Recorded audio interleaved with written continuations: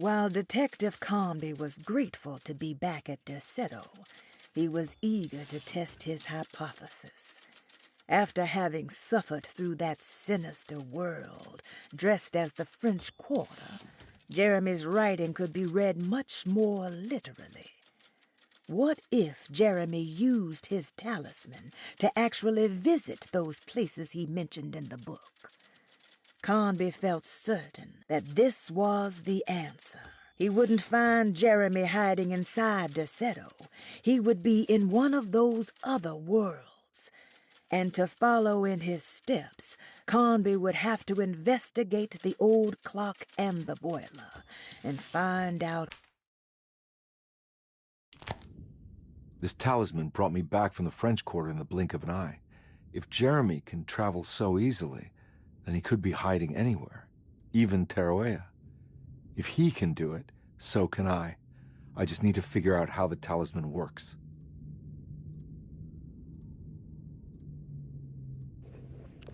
Hey guys, this is Got the Way here, and I'm doing another episode. Oh,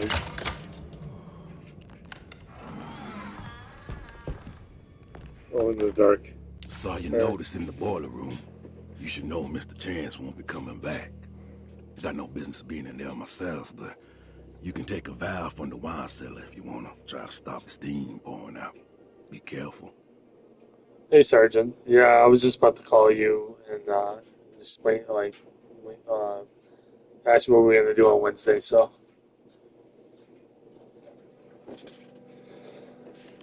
read my mind, man. I need the key. Open that. There's no way I can get into this thing. Better leave it alone. There's no way I can get into this thing. Better leave it alone.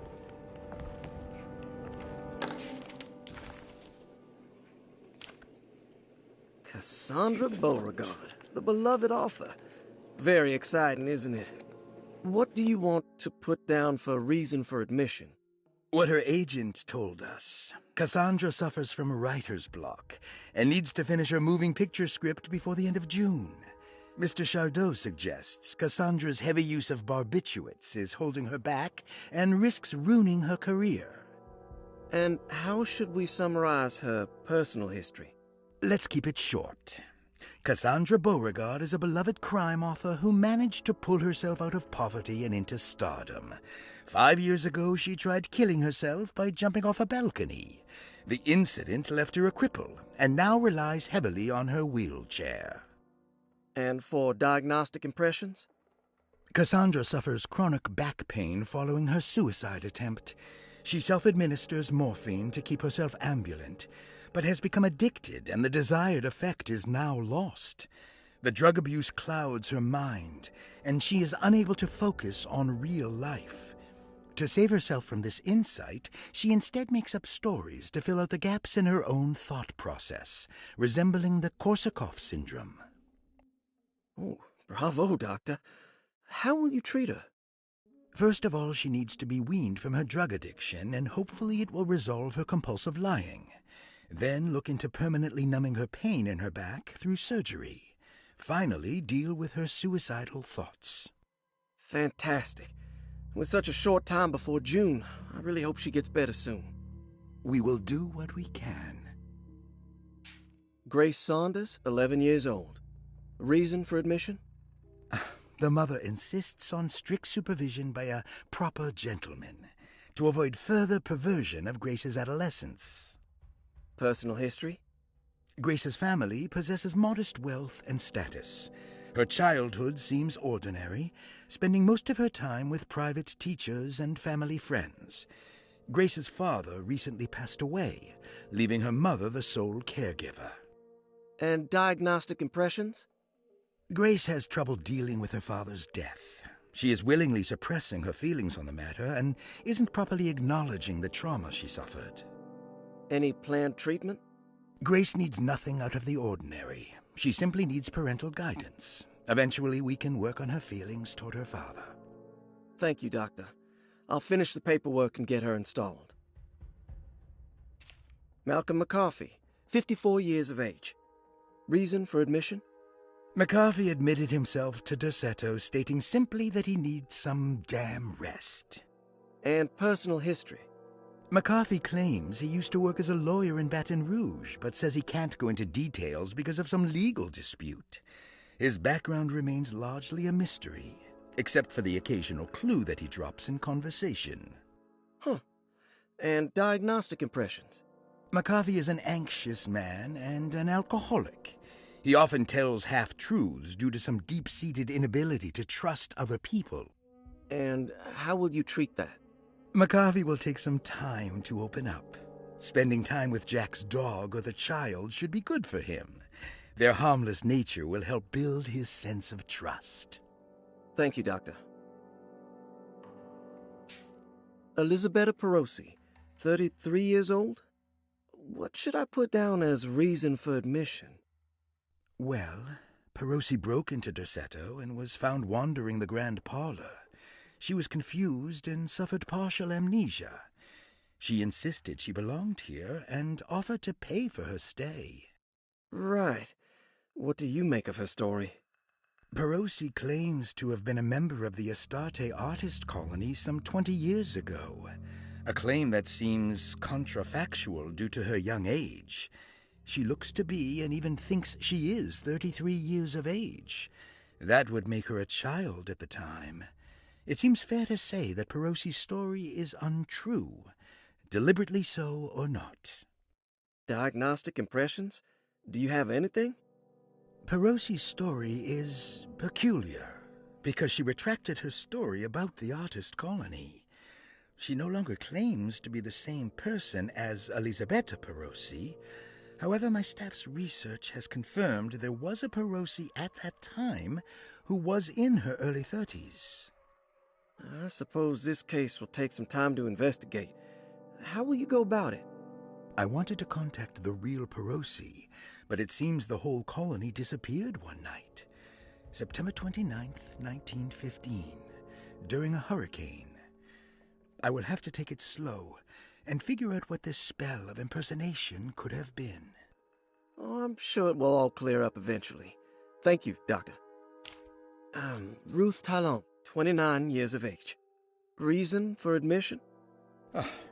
Ruth's father wishes that his daughter be removed from New Orleans nightlife for the foreseeable future. He fears that her overly free spirit is tarnishing the family's reputation. Sounds simple enough. Personal history? Ruth comes from considerable wealth. Her family owns several hotels and restaurants. Unlike the rest of the family, her sense of adventure has taken her around the world, including France during the Great War as a photojournalist. The last decade, she has provoked many rumors of being a debauched flapper, bordering on nymphomania. And diagnostic impressions? Despite her father's frivolous reasons for her to be admitted, Ruth does seem to provide an interesting case. She is refreshingly open and doesn't shy away from talking about her life during the war or her continuous celebration after returning to the States. She is admittedly a sexual deviant and feels no remorse. And her treatment plan? Simply staying at Dorsetto should do wonders for Ruth. If not, at least for her family's reputation. Ruth doesn't need to change, but with therapy I might be able to share with her some sympathy towards her family. I doubt she will settle down and become as dull as the rest of them, but at least she might try to be more discreet in the future. Looks like all the patients are accounted for, except for Jeremy.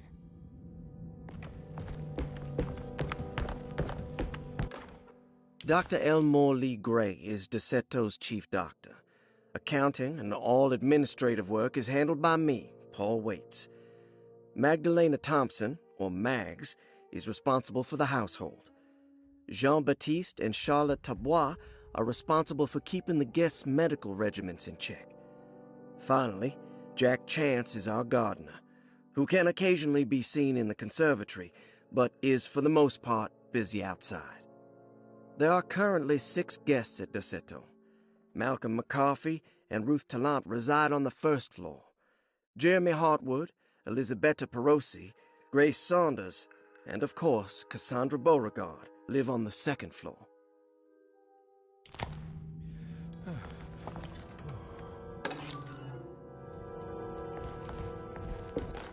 Paul, you're right about the plates on the boiler and the clock.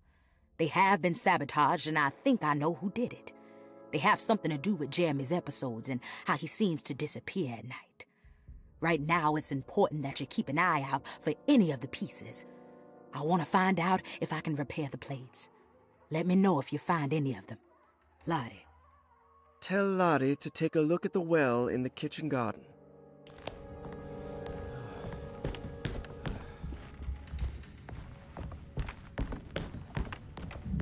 There's no way I can get into this thing. Better leave it alone.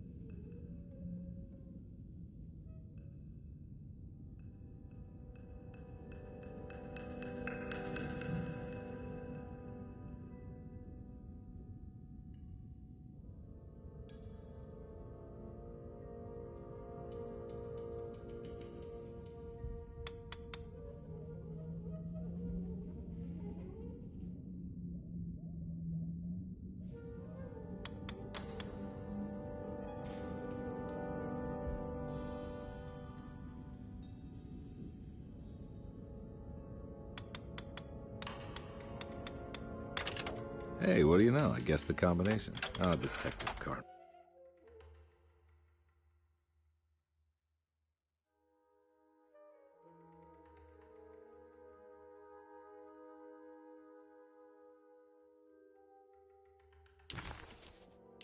You beautiful bastard. How are you this good?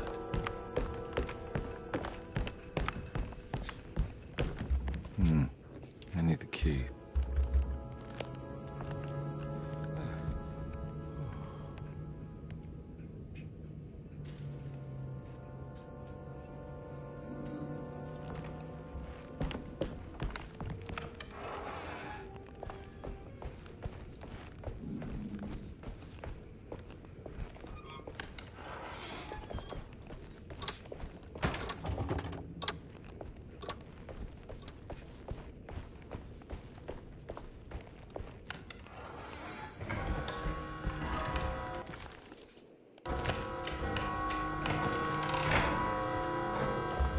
I need the key.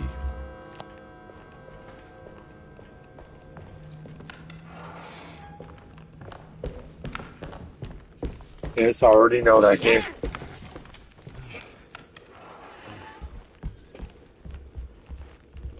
This room over here first.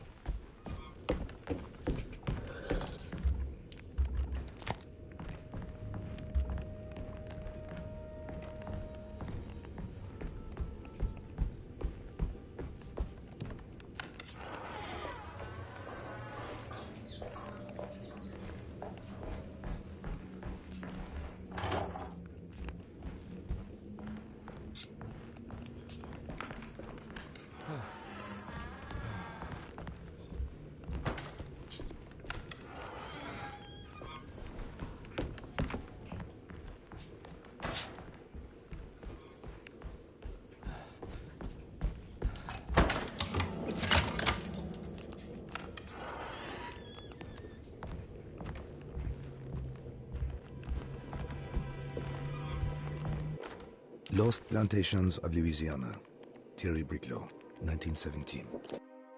Deseto was a small plantation on the eastern shore of Lake Pontchartrain. The land was considered difficult for industry, and was sold for only $30 to Elijah Pickford in 1818. Pickford employed hundreds of workers from nearby New Orleans to clear the woods and build a small plantation mansion facing the lake with a striking Greek Revival temple facade. Derceto kept a modest production of Barrique tobacco and indigo that persisted up till the Civil War.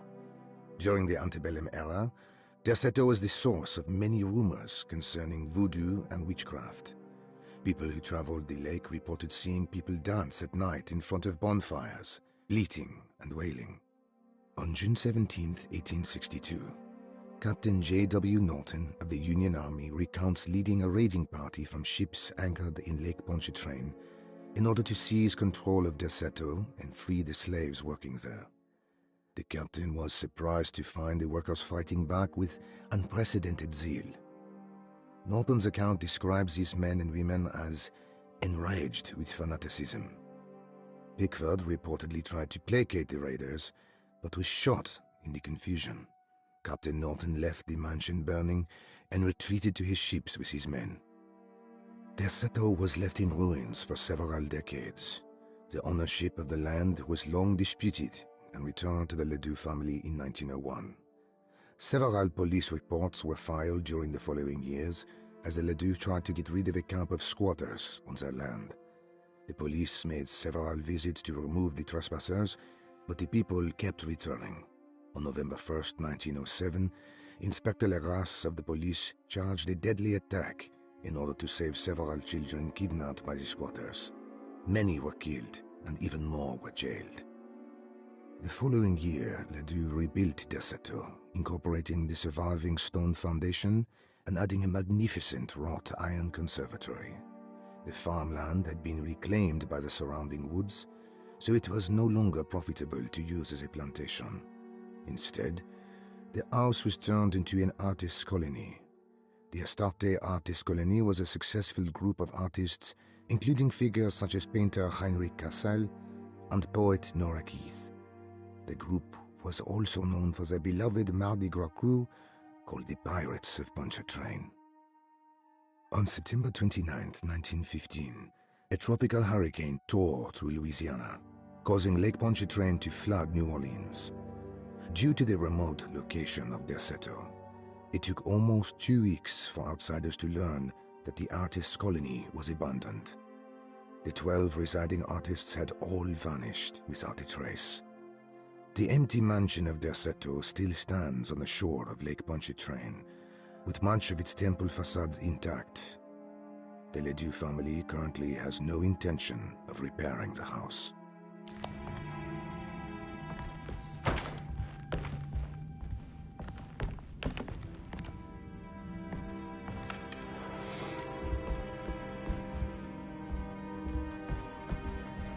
Now we're talking.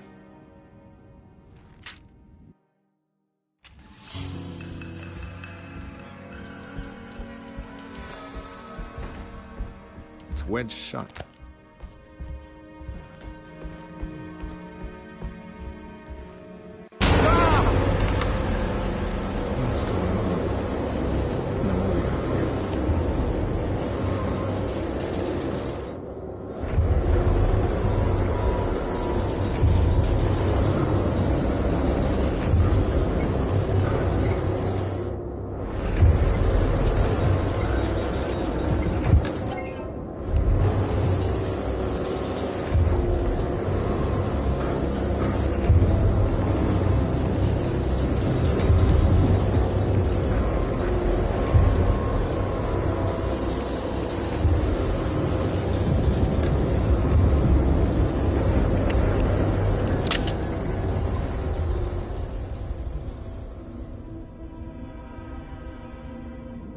What happened? Everything's normal again? Right.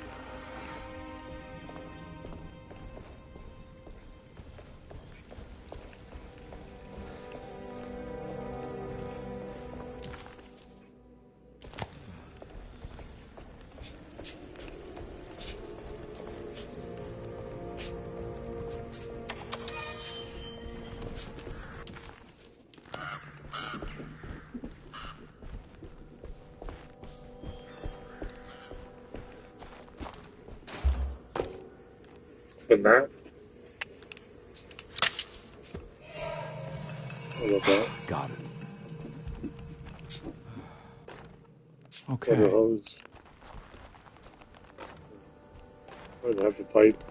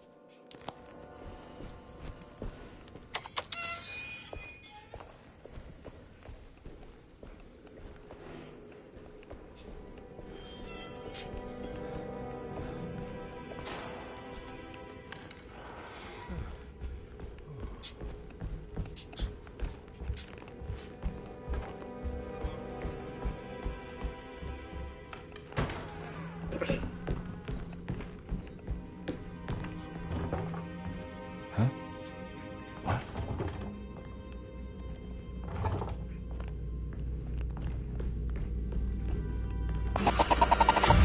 What?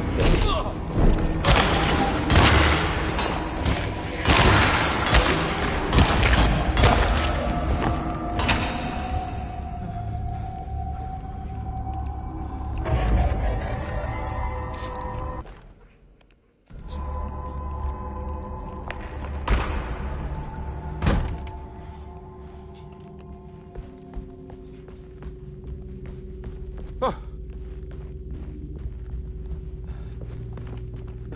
It's wedged shut.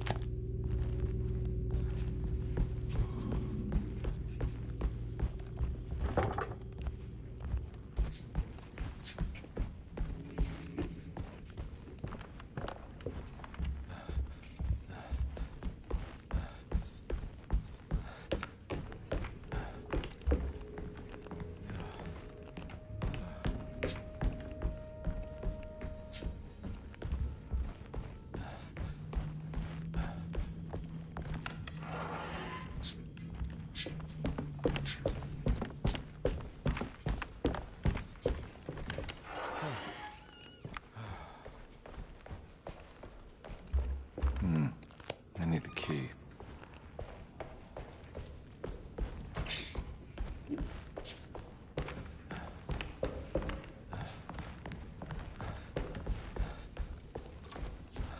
It's stained. This must be the clock that looks like the plate that held the talisman in the seance room. But it's broken and missing some pieces. I need the key.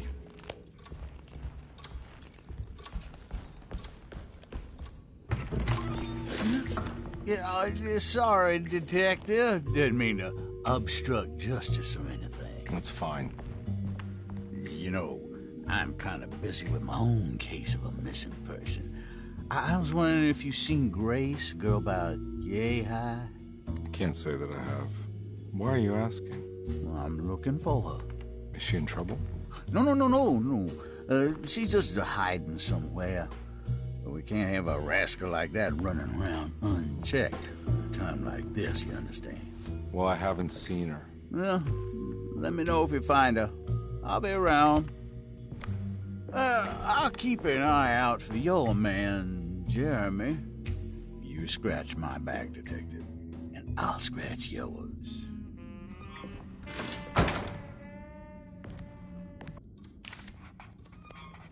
McCarthy reminded Detective Conby of an old barfly he used to know. He detested him. There was no getting around it. McCarthy was going to have a hard time getting on his good side. If it wasn't for the collection of peculiar statues, the old astronomical clock would draw every eye in the room. To Conby, It wasn't the intricate clockwork that stood out, but the odd-looking plate on the inside. It reminded him of the ritual bench in Miss Jackson's seance room, where he had If it wasn't for the collection of peculiar statues, the old astronomical clock would draw every eye in the room. To Conby, it wasn't the intricate clockwork that stood out, but the odd-looking plate on the inside. It reminded him of the ritual bench in Miss Jackson's seance room, where he had manipulated the talisman to open a door back to Deseto. He wanted to try to replicate the procedure, but found that the inner part of the plate was broken. He would have to find the missing pieces and put the plate back together.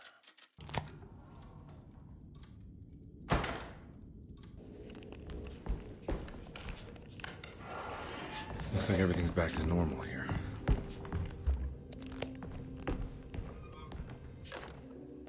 Emily's here.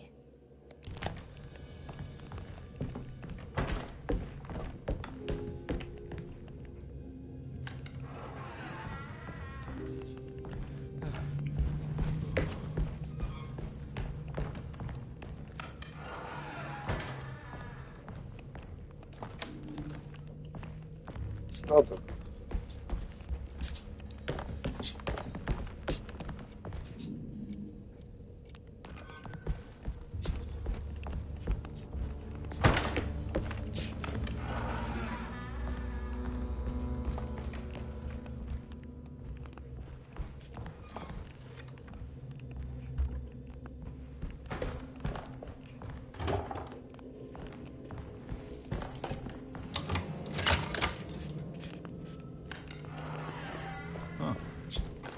I did it! I crossed the thresholds to my intended destination without a focusing device. My talisman now knows these roads, and I have no need for the plates. I can find my way to Lafayette as easy as I find my own room. I visited the grave of my father and seen the oven waiting for me. Thank you for opening these doors. I now must summon my courage and go back to that hateful mound outside the oil rig. I hope you'll be feeling better when I return. Jeremy. How eccentric.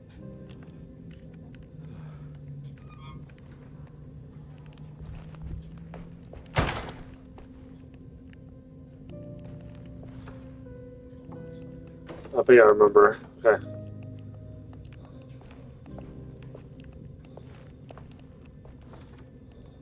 These paintings got some grim-looking rot on them.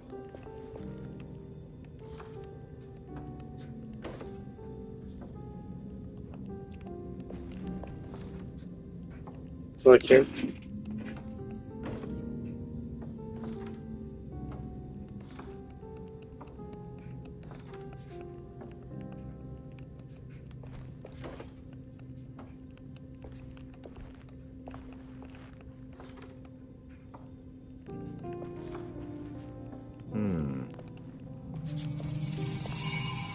I did that without looking at something. Wow. Second.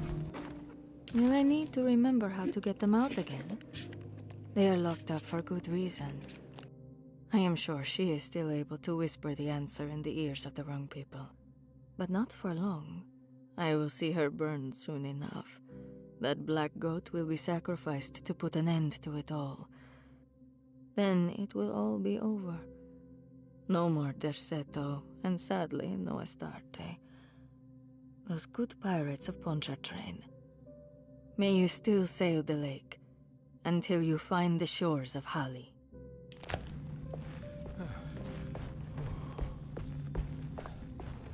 What are these symbols? Looks like alchemy, or star constellations.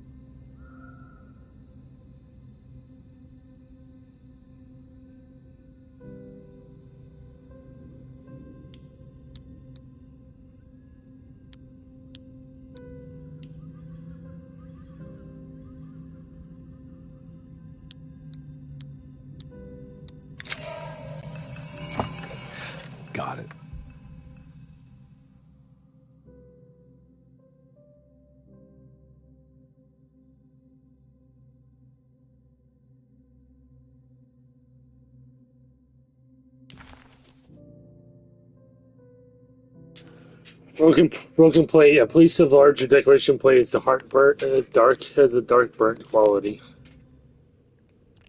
Okay, that was all.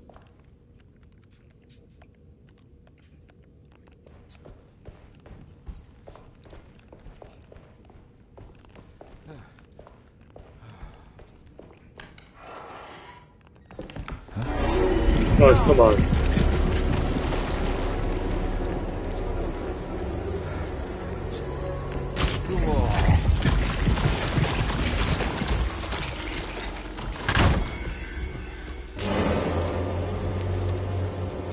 Detective Comby had a hard time understanding what... McCarthy reminded Detective Comby of an old barfly. Detective Comby had a hard time understanding what had happened. It did feel similar to when he was pulled into the French Quarter, but with less power and purpose. Did he cause this, or was it something else? What the heck? I think I've seen this somewhere.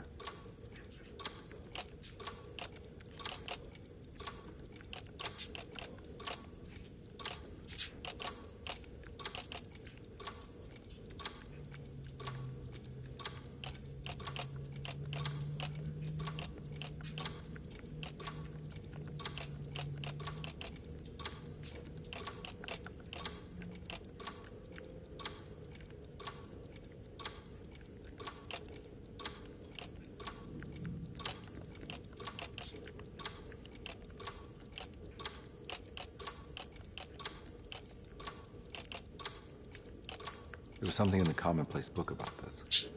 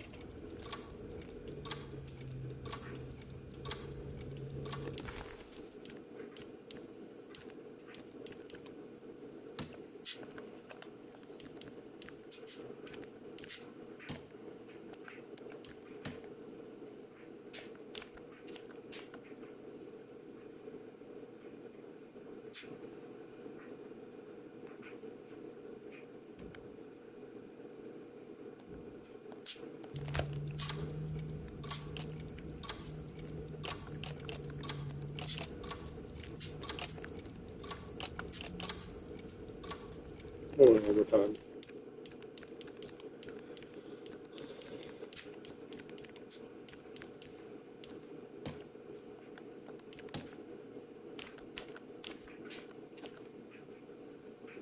So it's kind of like an A with a line.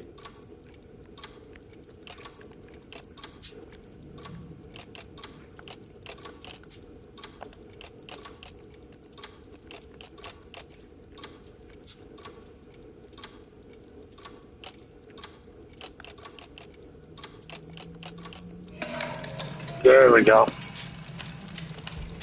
think the clock broke. Or maybe it just stopped at a very precise place. Give me a second. Let me get the battery again.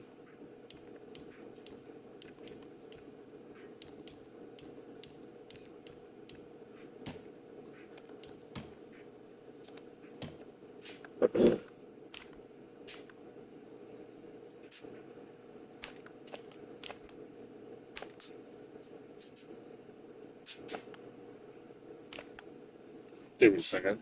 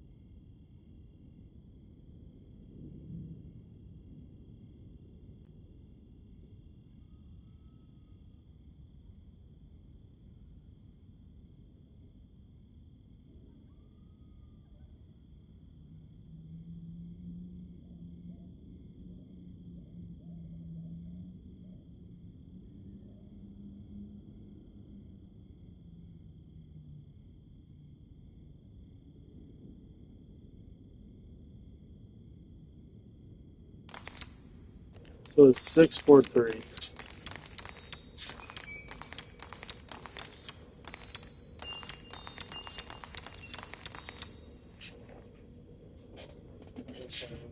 Definitely There's a not helpful. picture in the black glass. It's showing me something. It's the hallway outside Jeremy's room.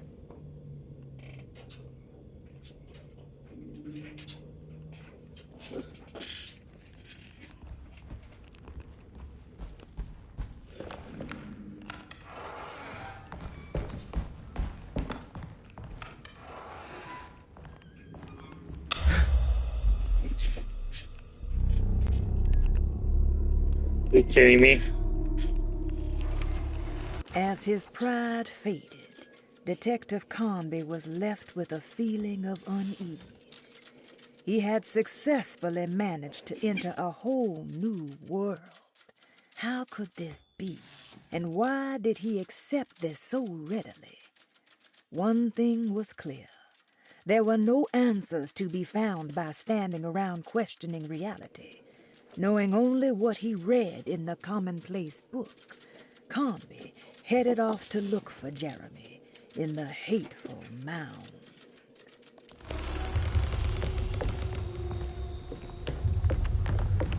I made it. I entered another one of Jeremy's memories. Ugh.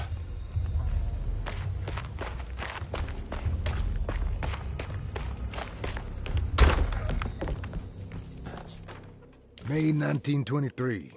Monday. All okay. Ready for delivery. Maintenance. Oil pump must be serviced. Any tampering causes large spills unless properly forestalled. Tuesday. Shipment delayed but delivered. Maintenance. Service bridge close to broken. Wednesday. Prospectors reluctantly agreed to show the burial mound to Mr. Hotwood, a painter, who read about our finds in the papers. He means to return tomorrow and try to find a way inside. Thursday. Mr. Hotwood's efforts delayed. The workers seemed nervous about his presence. Hotwood promised not to return to the compound. Instead, he has taken up an offer by L'Officier, the riverboat captain, who means to pilot him to the site tomorrow morning. Hopefully, that's the end, and work can resume. Maintenance. Bridge from the oil tower to the bayou has collapsed. Sabotage suspected. This is the devil that guides us now.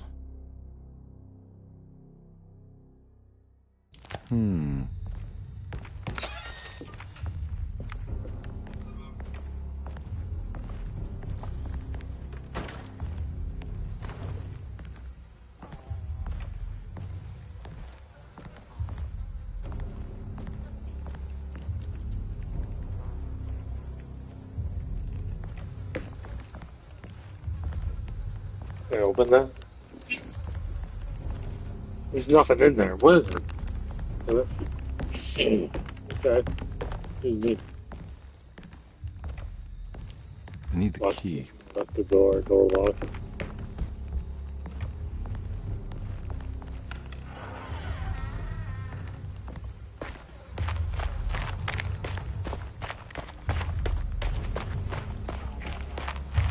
Put a pickaxe open.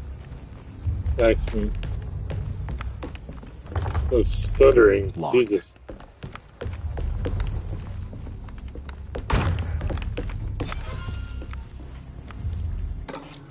Dirty key.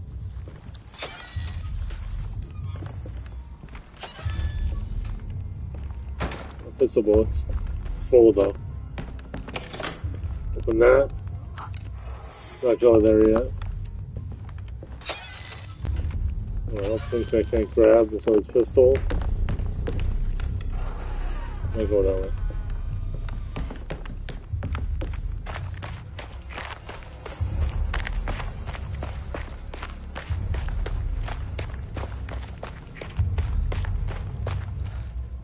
This way.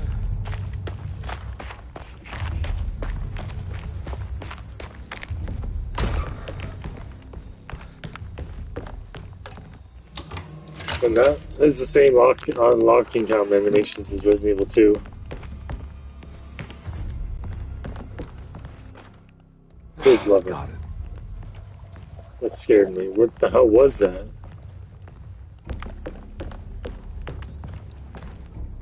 What is that, pickaxe?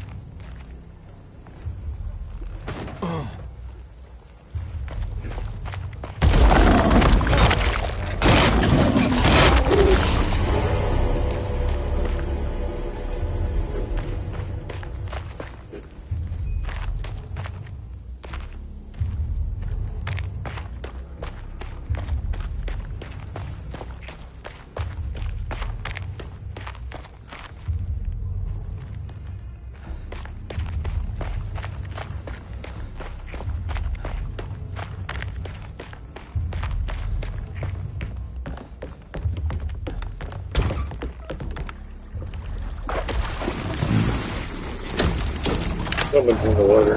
It worked. Ooh.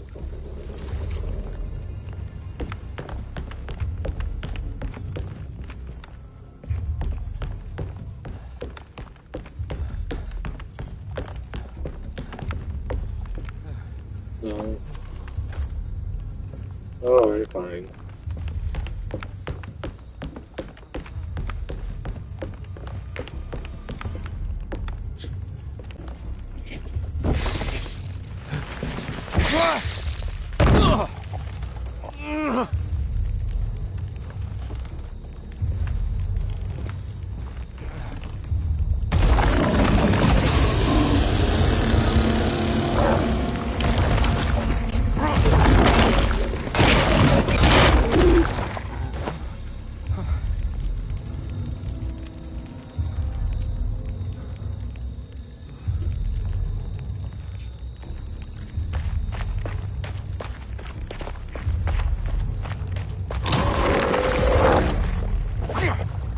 Die. Die. Yeah.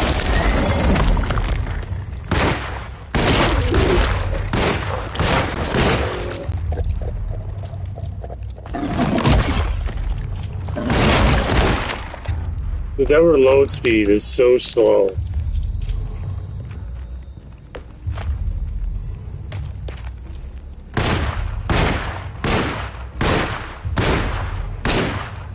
Really? Can't use a gun to break it? That's stupid. We'll use the hatchet then. I didn't see that there.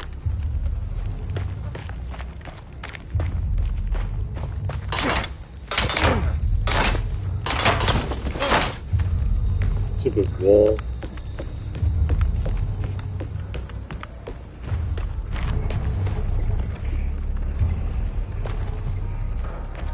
Let's go with this house first. Huh.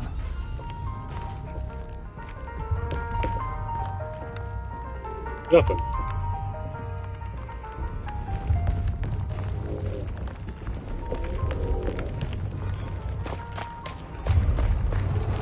I don't want to sneak.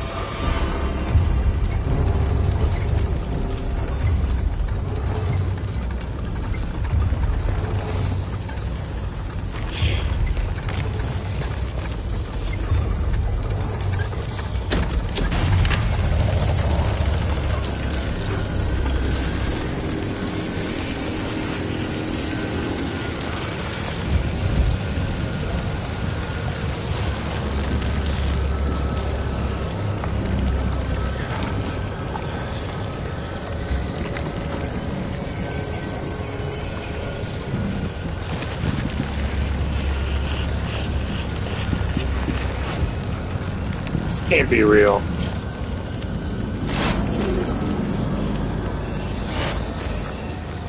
It's nice lighting, though.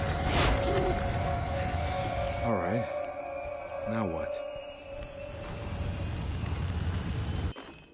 That's all. Yeah, come on, Carnby. Wouldn't you rather fall to your death than go up in flames?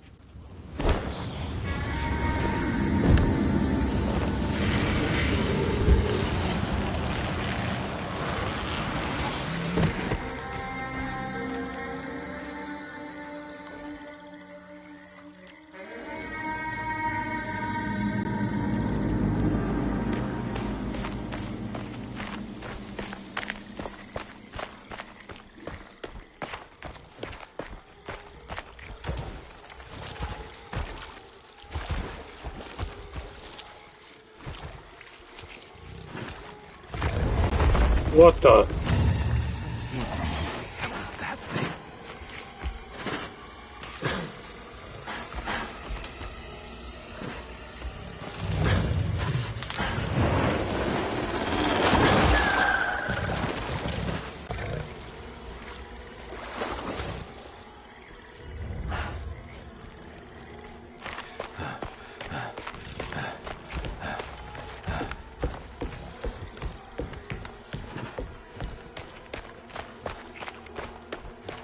It's the hateful mound Jeremy talked about in his book.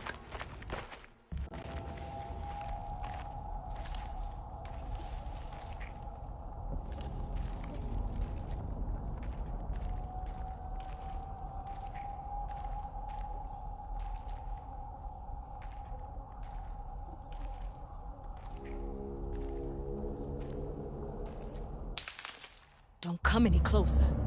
I'm armed. Get that thing out of my face. Who are you? What are you doing here? I'm just a detective trying to find something called Tarawea. You after Jeremy too? Why? I'm working for his niece. She wants to make sure he's all right. He might be unharmed, but far from all right. He's a curse upon Deseto. Here we go again. Quiet.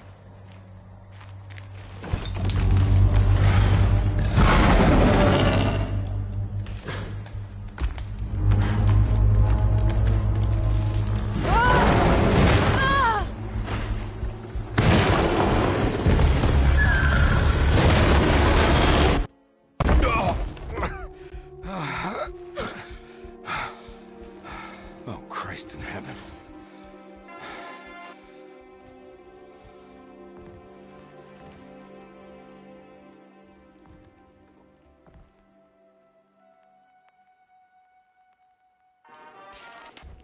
It was a bust. The oil rig and the hateful mound led him nowhere closer to finding Jeremy. Conde was sure he had struck gold when he found Jeremy's bag, but it was just a trap set by Lottie, another of Deseto's orderlies. Things got out of hand real quick, but somehow Conde managed to find his way back to Deseto none the wiser. At least it was one item off his list. Now he had to figure out what to do with the boiler.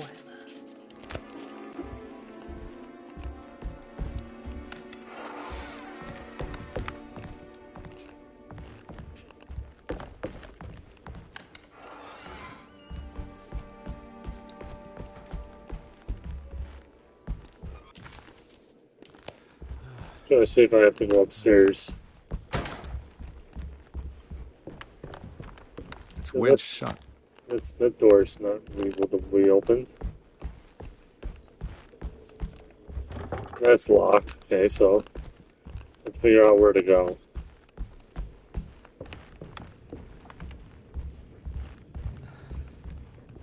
Maybe to the boiler room?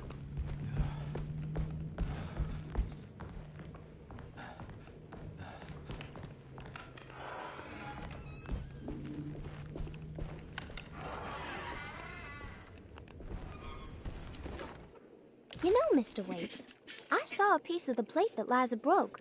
I think she's been hiding them. She's not very good at it. She just chucked it into the little room with all the tools behind the boiler. I left it there. I didn't want to embarrass her by picking it up while she was looking. We went upstairs instead and played backgammon. I let her win, because she's so unhappy. The piece looked like the one on display in Cassandra's room. You know about that one already, right? Or is your eyesight really that fuzzy? I hope you don't feel bad about your glasses. You only look stupid when you squint. Maybe if you had more eyes, you would see these things. I wish you had all the eyes you needed. Your best and favorite guest, Grace.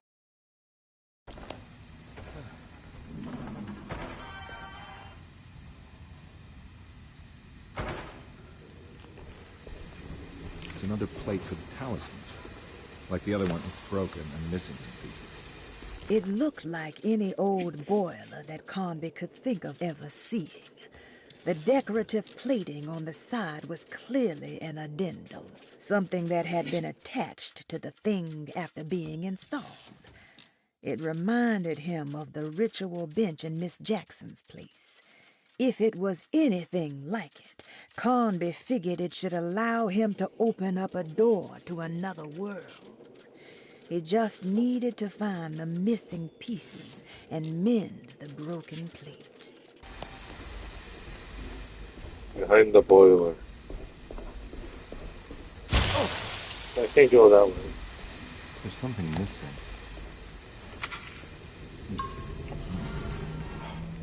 Drink the alcohol, man.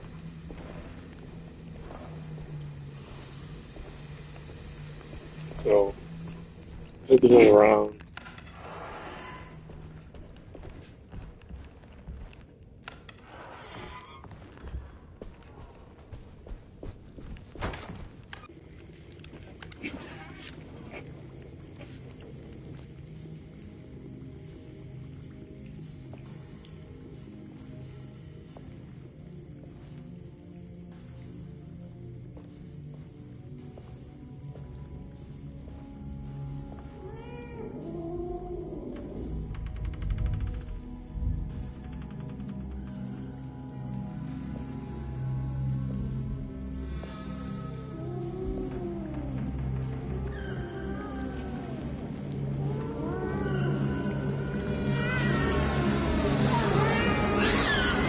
What are you doing in my kitchen?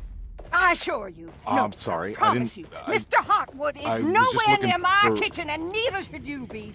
Don't make me kick you out of this house. Sorry. Now get out! Yeah. Conby was in shock, but also a little embarrassed. The housekeeper was furious to find him searching through the kitchen and had run him out of the room.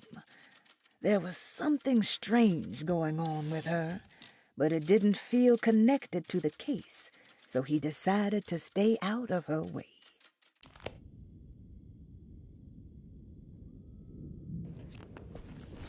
Rat.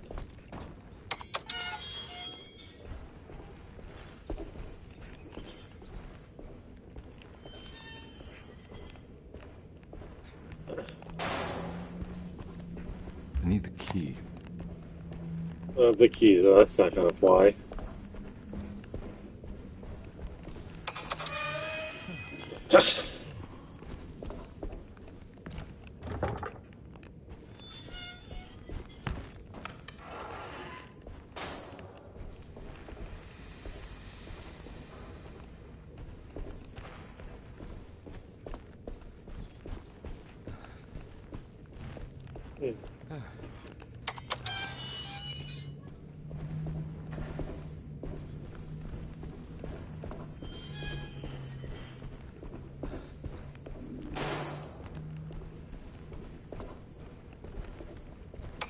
I'll go this way.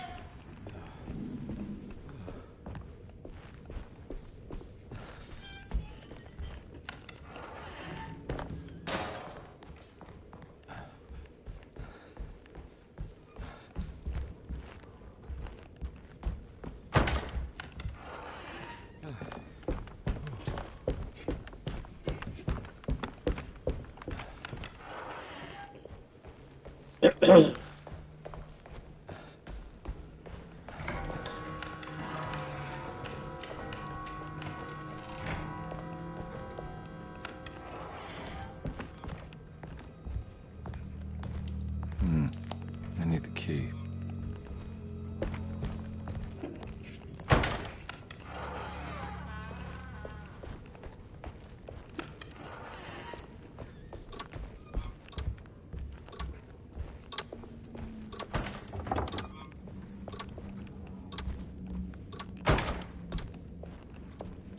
Map. In his office.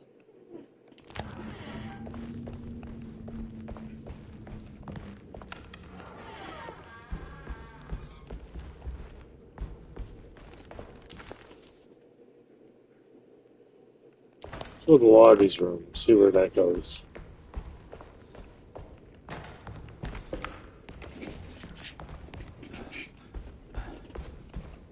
Lotte's room.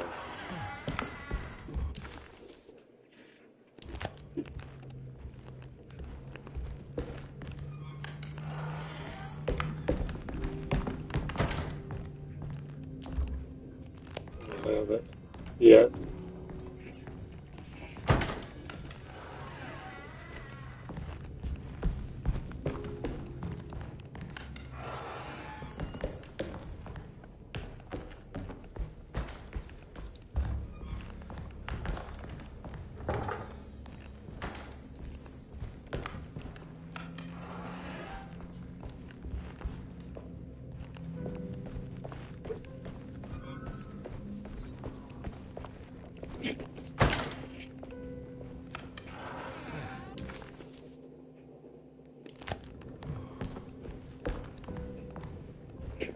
So I am. This is a little different from the last campaign I did.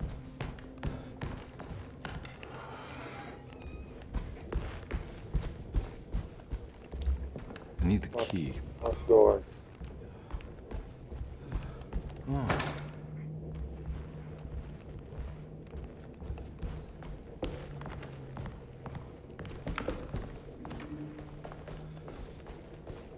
I'm not gonna walk out of this now. I need to help Emily save her uncle.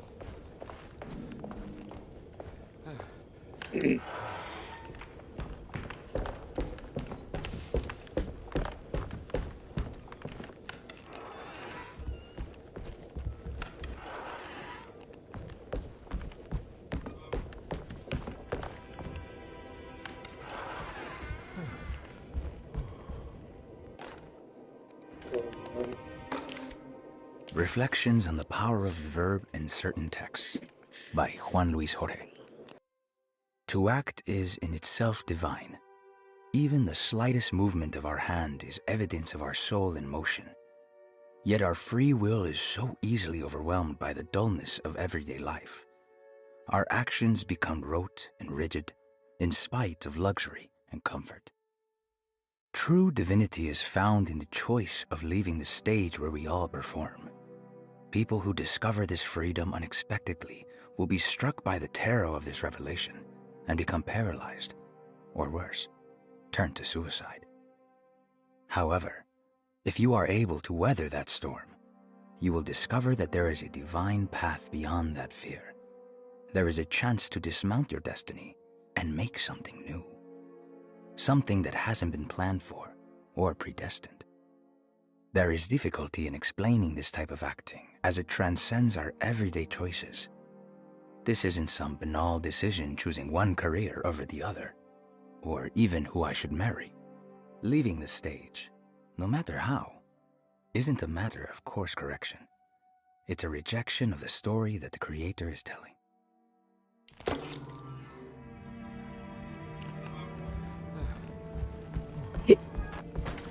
It's wedged shut. Open it. It worked.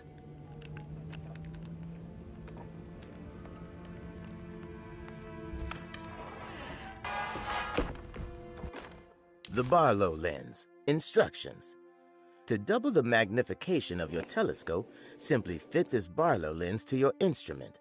Then operate the fine tuners to adjust the distance between your lenses. This is easily done while looking through your eyepiece. Simply search for a position where your picture is clear and appears flat. When correctly tuned, your telescope should present a clear picture with magnificent magnification.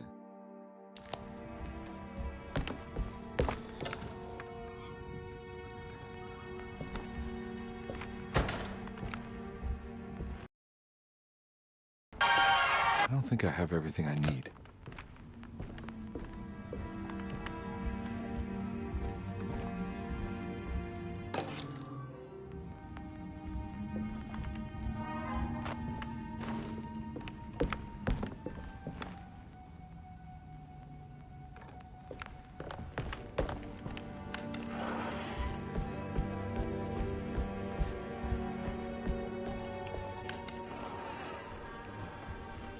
Look for the door like that.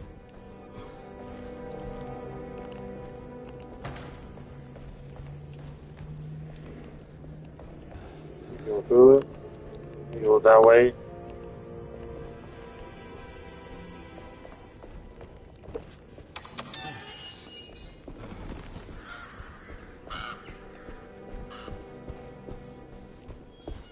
See where the cellar leads.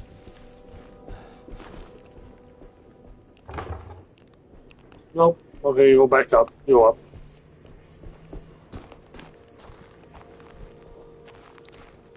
What do I have for a melee weapon? Anything? I mean, a pipe. My axe was broken. I got one couple hits on me. That's fine.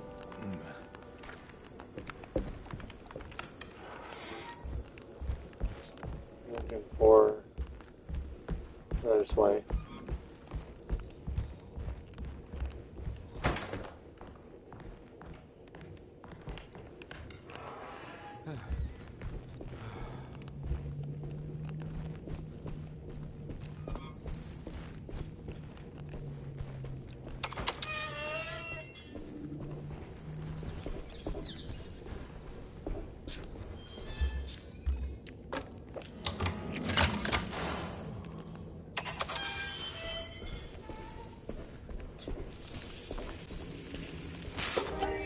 Switch.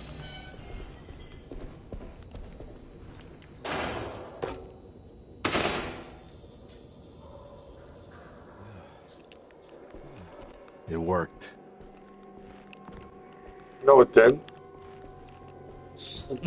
Just turned everything off on you. Oh, is that supposed to happen? I don't remember this. No. Okay.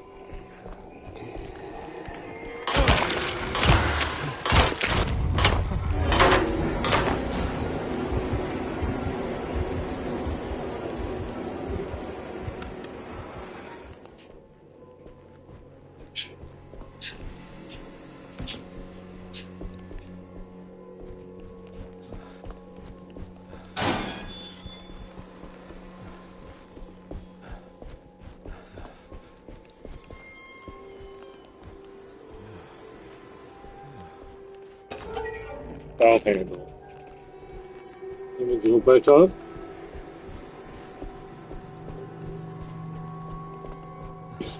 Oh, excuse me.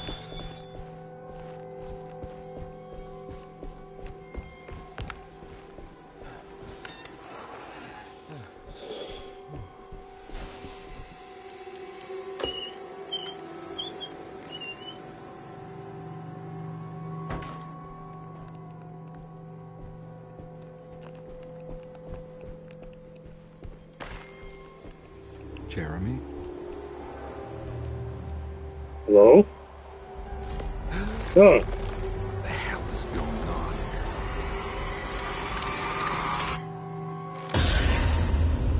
Okay. Where's the body?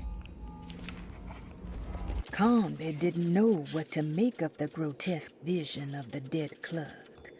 Was he dead, or was it all fiction? I think there's that too. Full complete.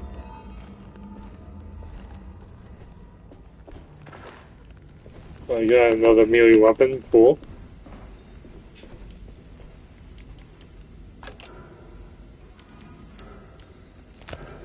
Need one more.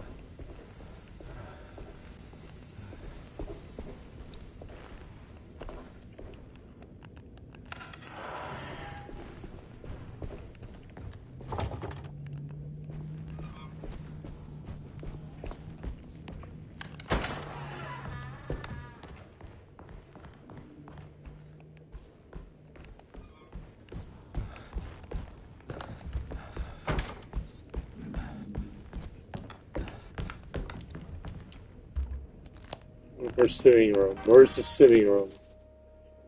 Drawing room. We'll go to the drawing room.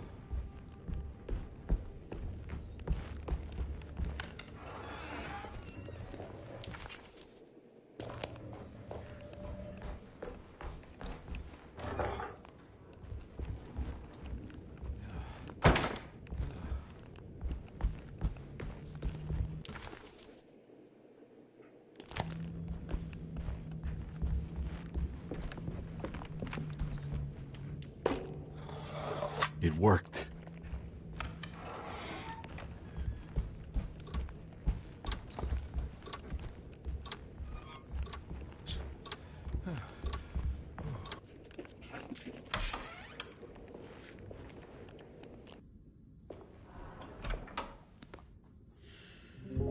Detective Carnby, how good of you to come. Let me pour you a drink. What happened here? This place looks like it was hit by a bomb. Welcome to the madhouse, Detective. Thanks. Did the ceiling just collapse? I heard it was something in the attic, something that was supposed to happen but didn't. How that could have such consequences is beyond me. The truth is, I don't know why the room looks like this. But I bet your friend Jeremy does. You know where I could find him? Oh, somewhere in his past, I suppose. He keeps going on about that mysterious dark man. I think he is hiding from him. Or maybe he's with him. I can't really keep up. I don't worry much. Take a look around this room. You may think it looks spectacularly devastated, but I just think it's finally found its stride. It fits perfectly with the state of this place and its loonies. The same goes for the nonsense with Jeremy. In my eyes, we finally managed to match the wild ride inside all of us. Well, I'm happy you find the evening so harmonious. I hope you don't mind me setting things right. Jeremy's business, that is. This room looks beyond my capabilities. Good luck, Detective. Hope to see you again soon. Yeah. Evening, miss.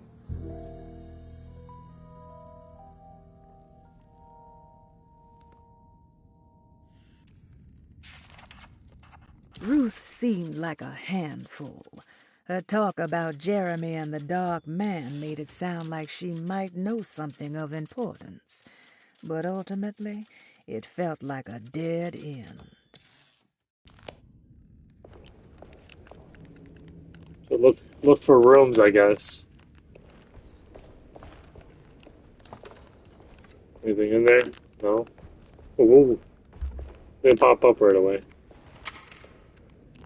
Pistol.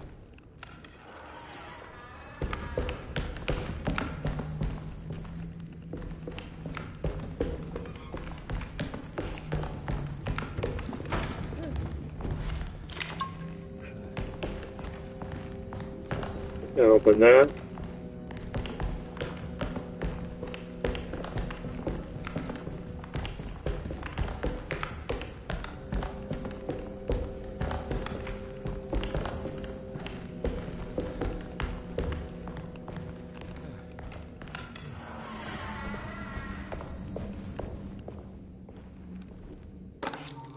There's a box key.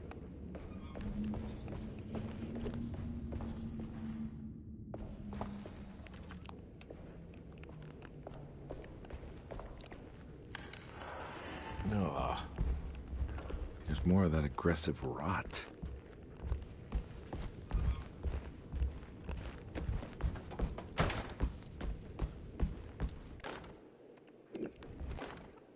On the commonplace of evil, there lies virtue and stark irreverence, careless thoughts of luminous indifference. But blame not the beast we once were, which science so often wished to refer. Not the wicked full of sin, it is you who stand and grin. All our good intentions aside, whereupon we build our pride. Sunless solitude, follow not this corrupting light. Prophets of confidence always crashes out of sight. Hear me, for we all bear this mark. Thus we must remain alone in the dark.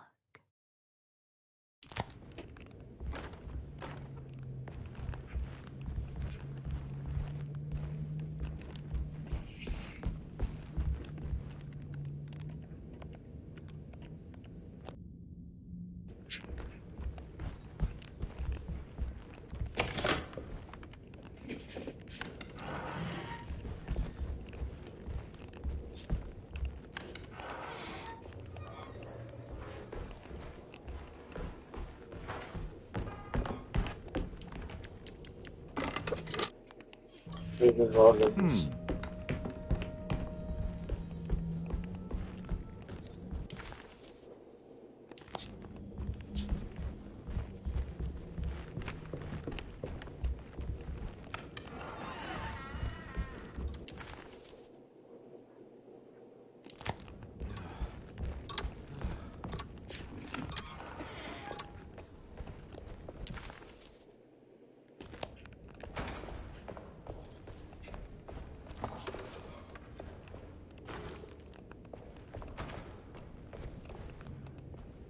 I get.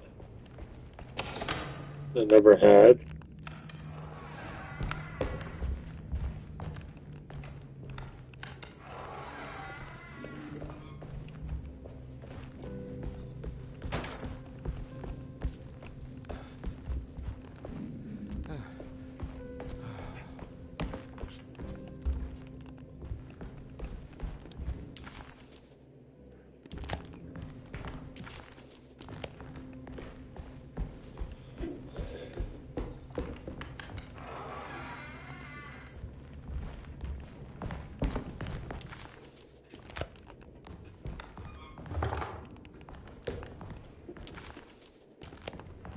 This room.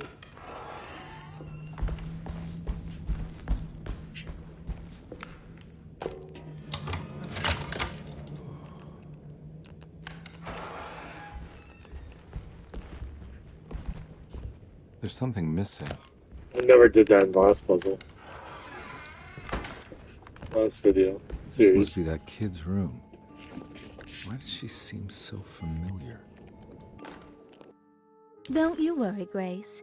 Go play your game, bleat and bellow with the others. I won't be jealous. There will be more masquerades. However, I would love it if you would finish my mask for the feast. With love, Ruth.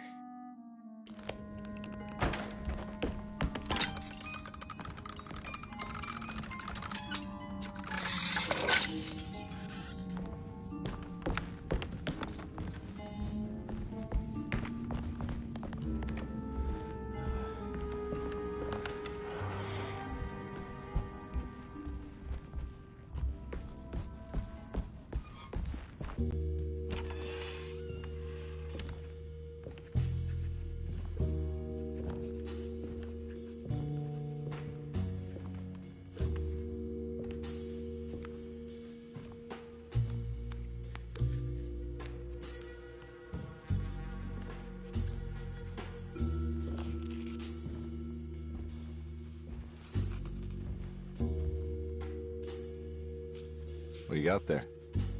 You drawing something? Nothing special. I'm just bored. Do I know you from somewhere? I remember you, Mr. Conby. From where? Don't touch that. Cassandra wouldn't like it. She wouldn't like it at all. Do you know where she is? I'd rather not talk about it. It makes me upset.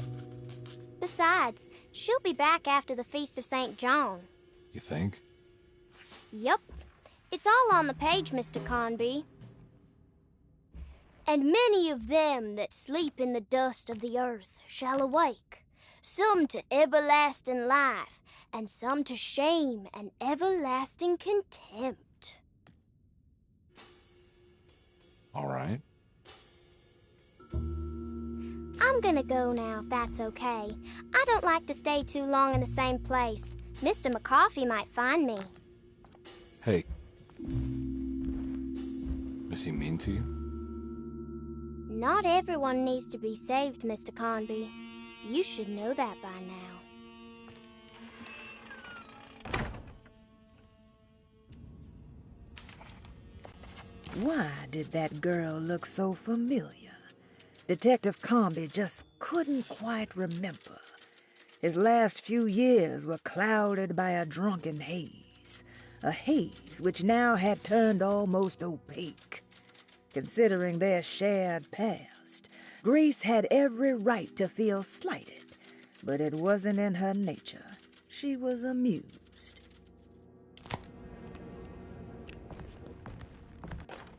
Miss Beauregard, I picked up your medicine at the post office today. As you understand, it needs to be administered by the orderlies for your safety. I've put the box in Lottie's room for now, and I'm sure she will find you as soon as possible. Mr. Waits. So, this is where Cassandra Beauregard ended up. For some reason, I thought she died years ago. It's another one of those strange padlocks.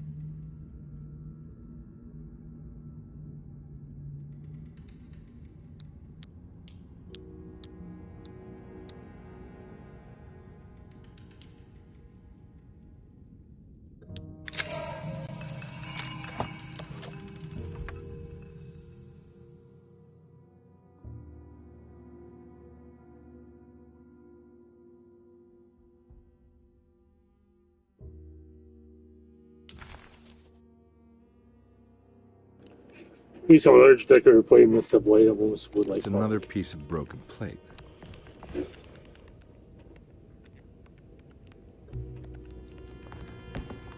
Check the other room first. This room will be here. Anything? No.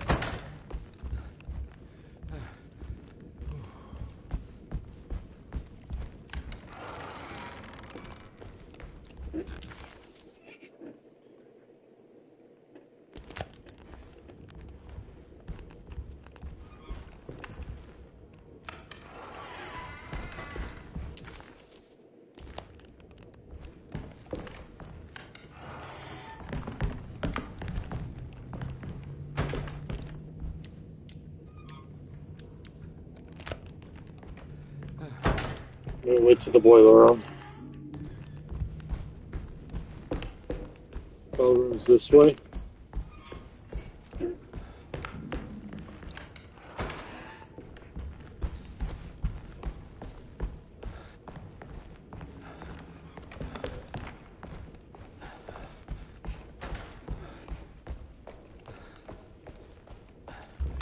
I need the key.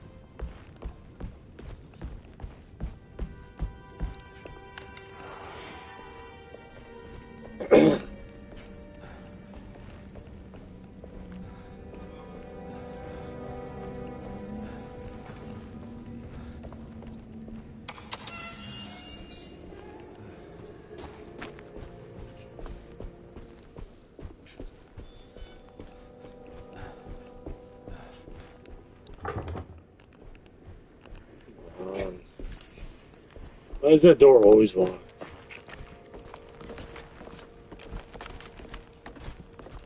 Come on, dude, jump up. Fucking animations.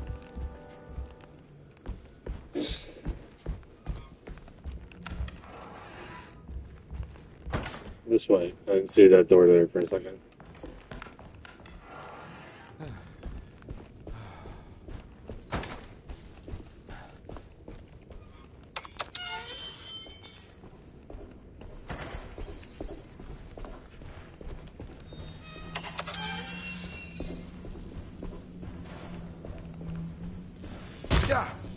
Dude, what?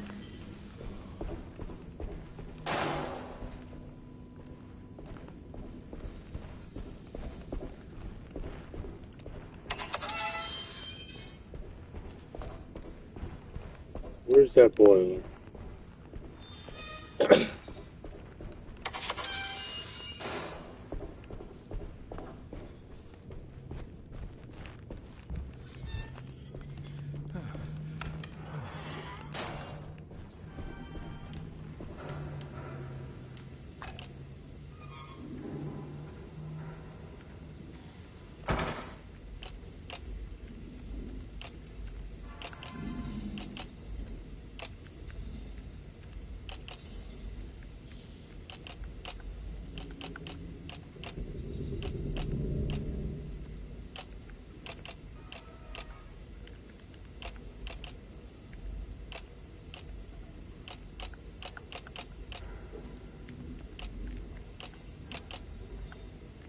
I always had trouble with this puzzle.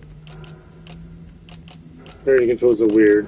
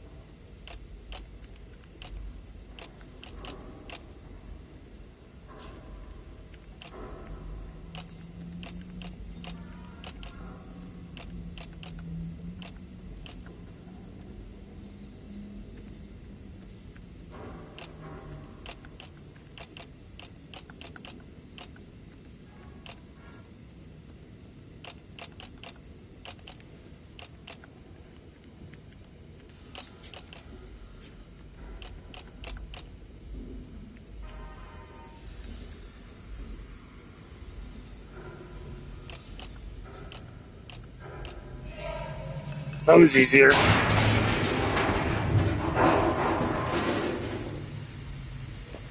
Put this up.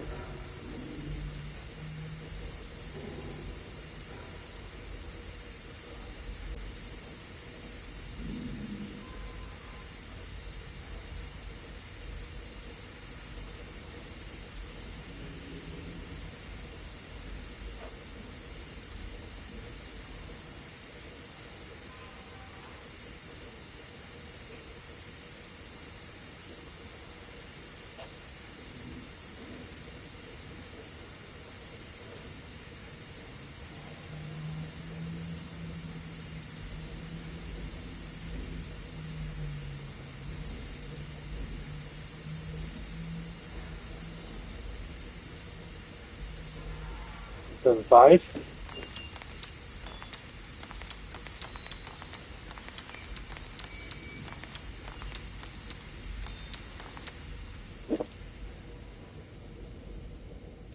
Black glass is showing another room. Must be a way to another one of Jeremy's memories.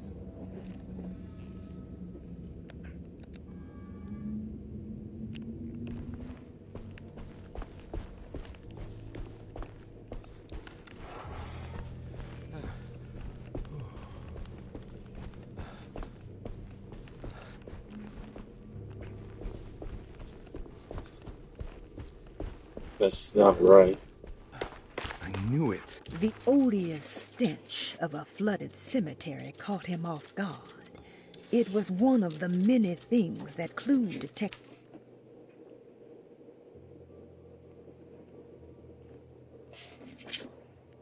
While Detective Comby was grateful to be back at Derceto, the odious stench of a flooded cemetery caught him off guard. It was one of the many things that clued Detective Comby in on that this place wasn't the real thing. This was some nightmarish surrogate, patched together by Jeremy's tattered memories. This is why we bury above ground, he thought, and set off to find the chapel that Jeremy hadn't. I knew it would work. You're getting good at this, Carnegie. Maybe a little too good at this.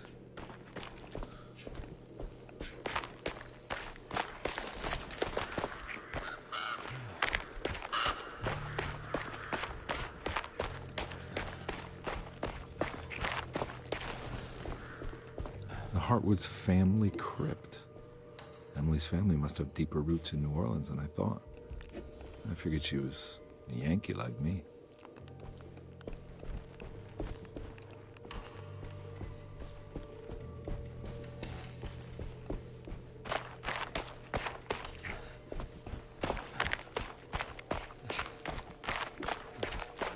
Now, what do we got here? There's something missing.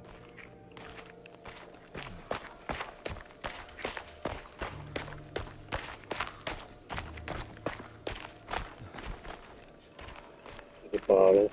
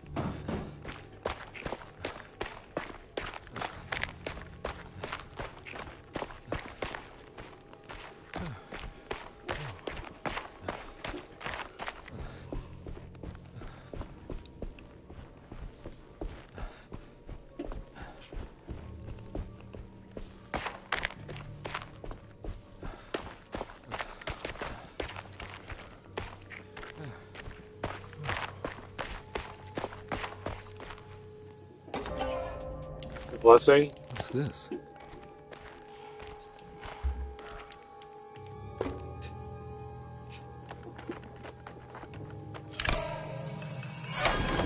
Got it. Sure.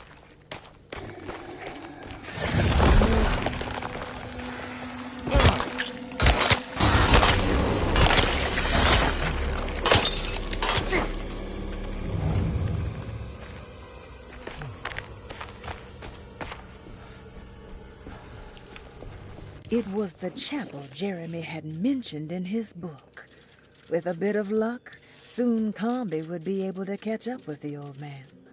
He just needed to find a way inside the chapel.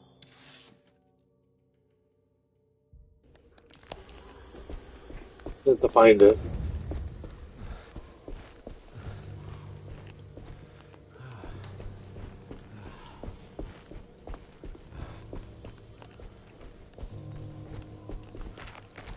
It shows me back here, so I think we'll go the other way. Fucking birds.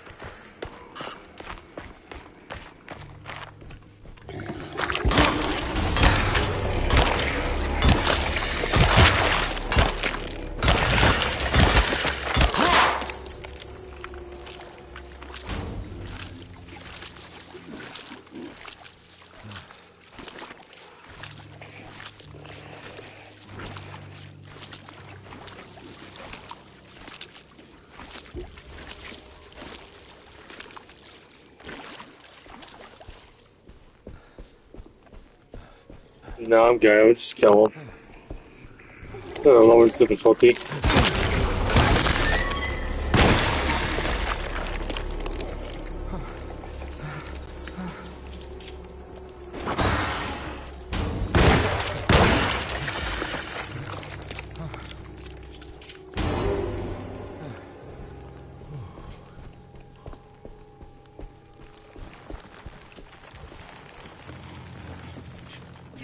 Come on.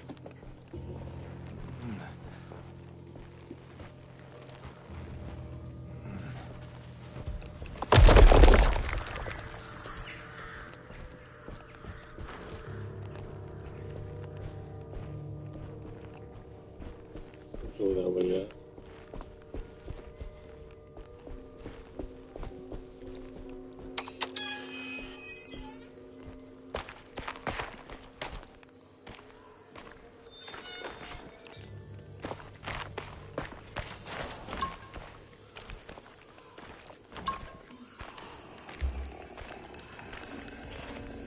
Here's something.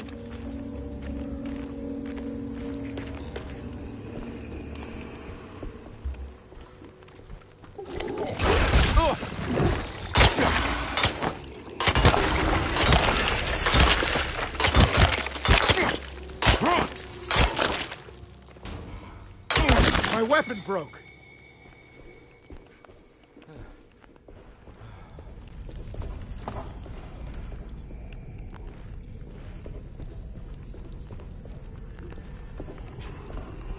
Give me that.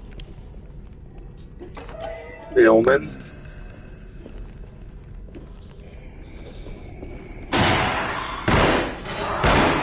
Can't kill him.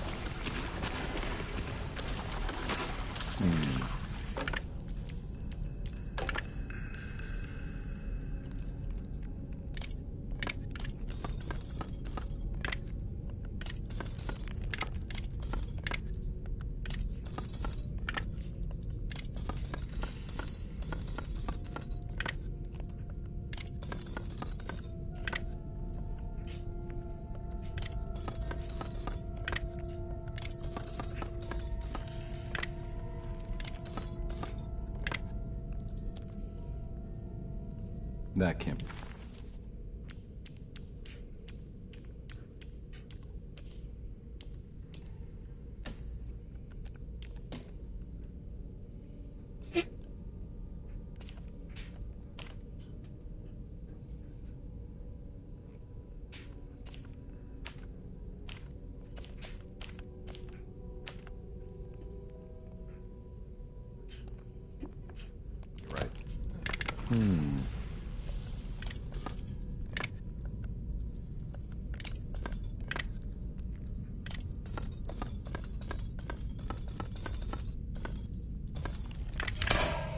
There we go.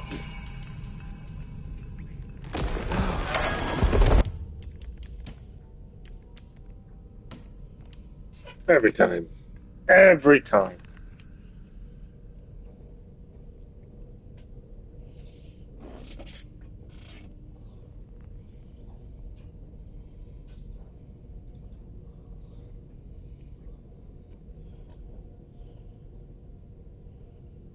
Still alive.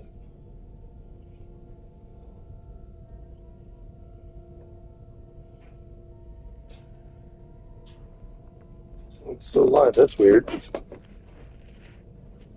That was weird.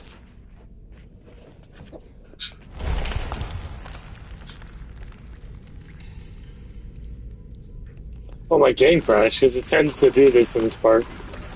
Let's keep running because this is the end of the gauntlet.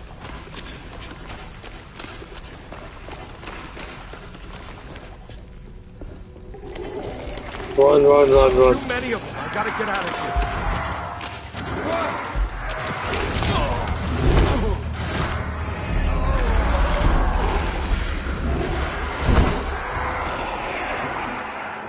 Okay, noises.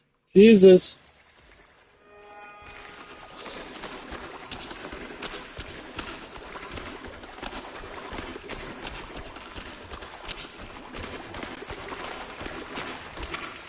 If I get cornered, I'm gonna use the shotgun. Too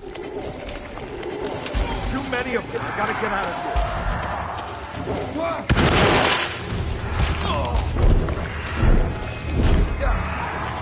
Run.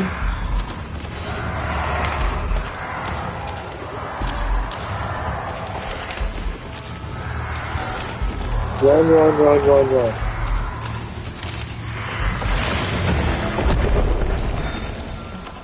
Woo. Okay. I'm gonna heal myself up. There we go.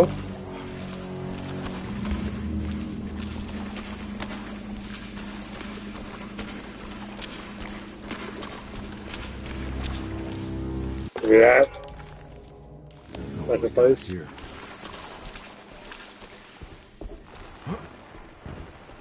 I like Edward's story a lot better. It's a lot easier. Maybe it's easy because I already played this game already through as Emily. Thank God that's over. So I'm looking for the door. Let's see. Pick this up. Right here.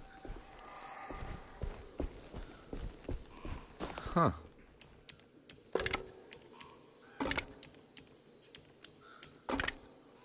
So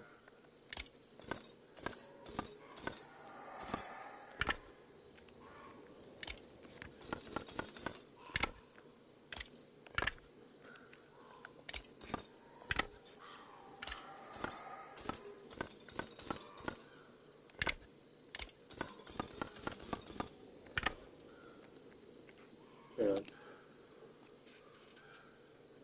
I can't.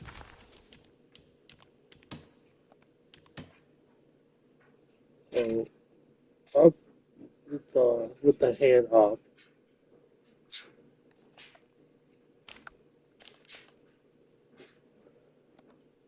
Right.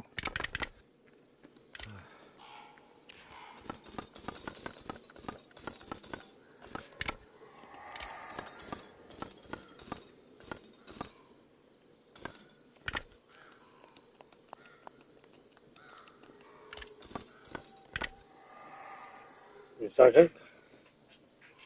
I know. So the horse. be right. Horse was.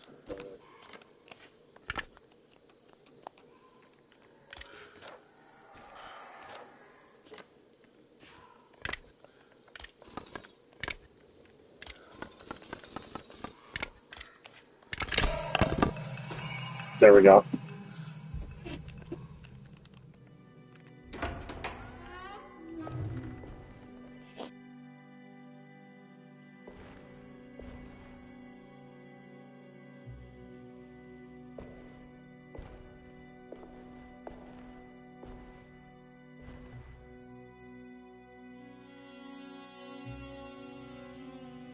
Please don't touch her. Jeremy. What are you doing here? Everyone's looking for you. I know, it's all a big mess. No one understands. I'm just trying to keep evil at bay. Just for a little while longer.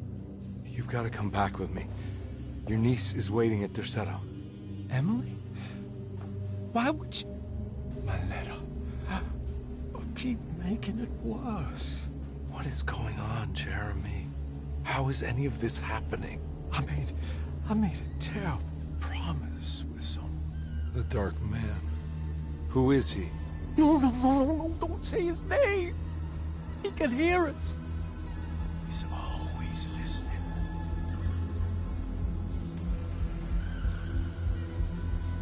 Jeremy, I need to understand what is going on. I promised him everything. When the sun rises, I will be chained in his sunken desert temple for an eternity. But at least the evil about to awaken in Derceto won't harm anyone outside of that cursed place. You're acting crazy, Jeremy. I want to help. There's nothing you can do. Then what's all the business about Tarawea? Why did you want to go there? I can't go there. I'm not allowed. But you wanted to. Can I go? Tell me, will it help me to break your pact? Is there something there that would help? Why would you give me hope? That's so cruel. Okay. Sounds like we're onto something here. What should I— Look out! Behind you!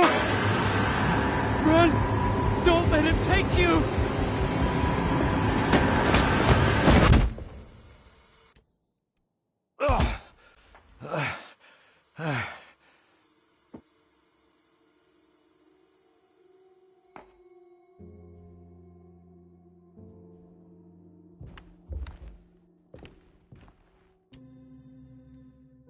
I've seen so many strange occurrences lately. Memories explode into existence and then burn out like tired glass bulb filaments. Dreamscapes crash down from the stars and sink into the sea. Doors that lead to nowhere and absolutely everywhere at once. With all this reverie, I want to think there's a chance that you found a way to remain alive in some way I cannot fathom. Just like I've learned to navigate with my talisman.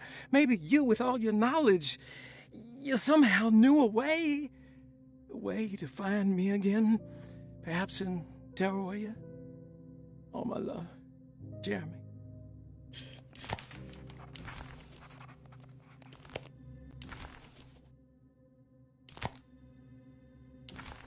Jeremy didn't want to be saved. He felt the need to honor some deal he made with an entity called the Dark Man. Conby wanted to think it was ridiculous, but a brief encounter with that unbearable gloom had shaken him to his core.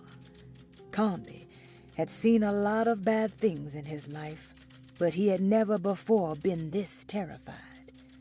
After gathering his thoughts, Conby figured he would need to chase after Jeremy in the only place left he could think of. He needed to go to Tarawea.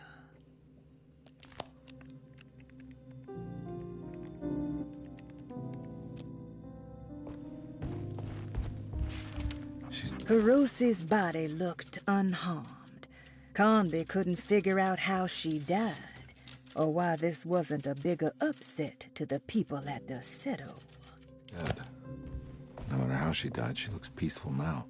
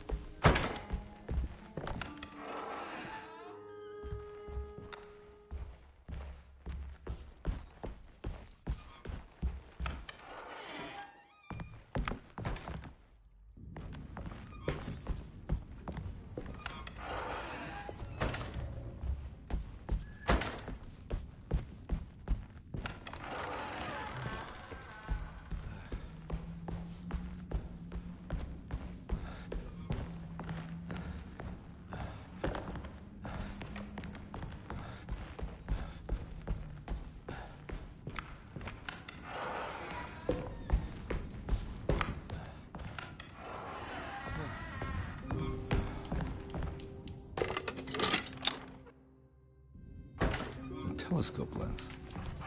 Jeremy had found a way to enter Tarawea, but he wasn't allowed to go. He knew deep down that it was impossible for him to cross that threshold. Instead, he hoped that Perosi would go in his place and burn his library to the ground so he could start again. But she never got the chance. Perosi had her own problems, her own demons, and she died suddenly one day without warning. Holding the telescope lens in his hands, Detective Conby suspected what it was. At least a part of the key to that paradise Jeremy so desperately wanted to see. Curious what he would find, he felt eager to put the lens to use. Why would he lock that up?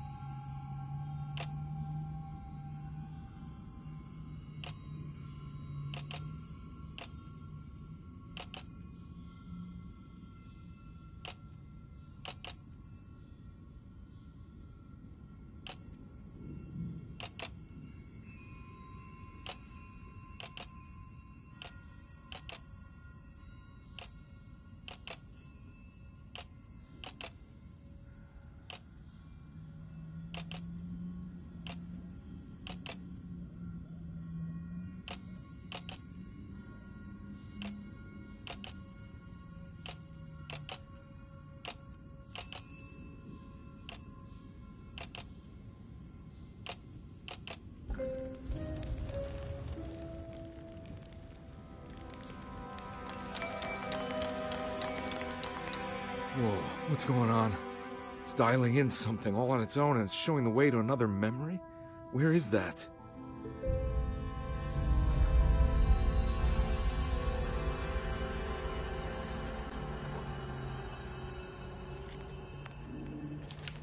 Another world seeping into Deseto. Was this a taste of that mysterious Tarawea?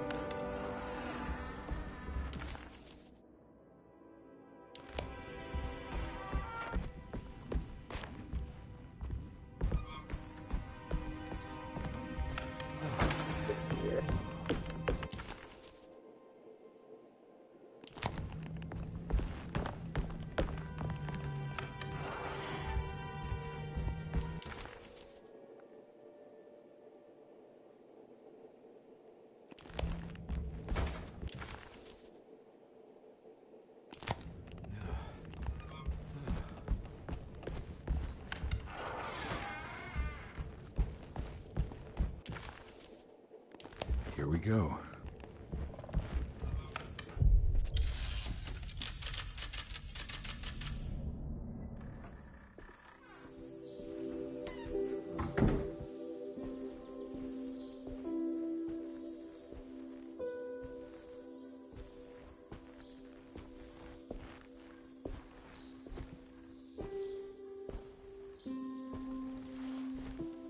I'm glad to see you made it.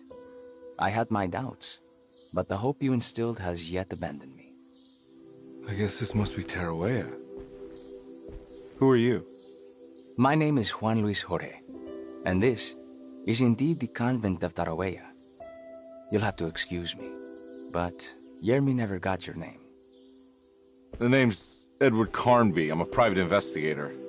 You're not a patient, are you? No.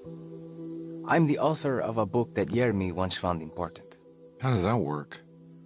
Are you part of this memory as well? Is this even a memory? I think calling me a manifestation of Yermi's subconscious would be more correct. And so is the convent of Tarawea.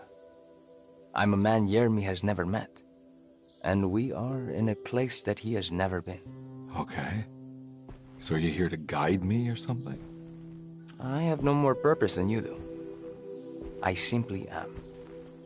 I will happily help you, of course, if I'm able. If you are already somehow part of Jeremy, why did he want to come here? Isn't he sort of here already? Yermi wanted to come here because it's a representation of his mind at peace. When Dr. Gray asks him to find his focus during his sessions, this far-flung convent is what Yermi imagines. He is under the impression that if he could physically come here, he would reach a perfect equanimity. A spiritual apotheosis. You don't think it would work? Yermi subconsciously knows it's just wishful thinking. He can't come here. Despite the pathways opened by the dark man between Derceto and Yermi's psyche, it's simply not possible. But I'm here. Indeed. It's a shame it's just another place for you, Detective. Otherwise, you could have become a Buddha. Always a bridesmaid, never a blushing bride. Am I right? Yes, I suppose so. You'll have to chase enlightenment elsewhere. So what's the next best thing? What can I do here? You should seek out the convent library and try to find the truth about Yermi's relationship with the Dark Man. It's the sort of knowledge he represses and is unable to reflect on. Will it tell me how to break the pact? Perhaps. At least you'll have something to confront Yermi with. Wait, why can't you just tell me? I don't know such things. You'd be better off consulting the text of Dr. Freud, if you want such answers. No thanks, I hate shrinks. There is another thing you should know about the library. He is here as well. The Dark Man has been working his way through the text for a long, long time. He's here? How am I supposed to get past him? Be careful, Detective. Oh, jeez. Just perfect.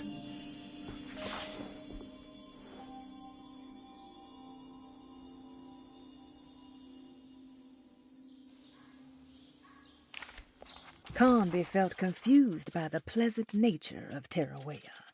It was somehow uncomfortable to him. Juan, the sweater-wearing Buddha, wasn't helping either. According to Conby, people just weren't meant to be this nice and genuine. Best to hurry off to the library, he thought, and see if he could find information about Jeremy's relationship with the Dark Man. Okay, guys, that's the end of this part for now. So if you liked this video, please comment, subscribe, like this video to help out. If you haven't already, I'm putting post notifications so don't miss another episode. And I'll see you guys next time. See ya.